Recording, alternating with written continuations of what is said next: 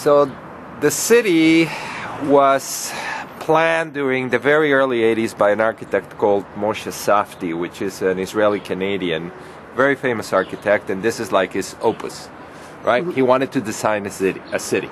This is the city he designed. There's a couple of things that drive how the city is put together.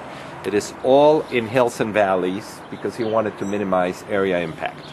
Get the most amount of people with the least area impact and still feel like you're not on top of each other. You realize that we're in an apartment building, even though when you come in it doesn't feel like that. It feels like a house, but we're an apartment. This is a 6-story building that we're in. We're in the middle. We're in the middle floors of the 6-story building. Okay, and that is the way everything is. You either get a terrace, or like my neighbors here, you get a yard. Ah. What do we have up on the hillside there, Alex? Okay, so at the top of every hill, you have people that want to live in regular apartments.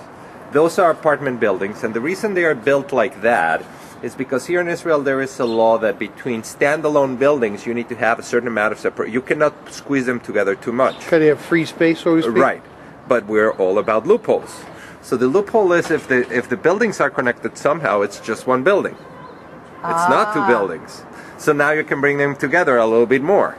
That's the reason they are connected at the top, because that whole circle there is considered to be one building.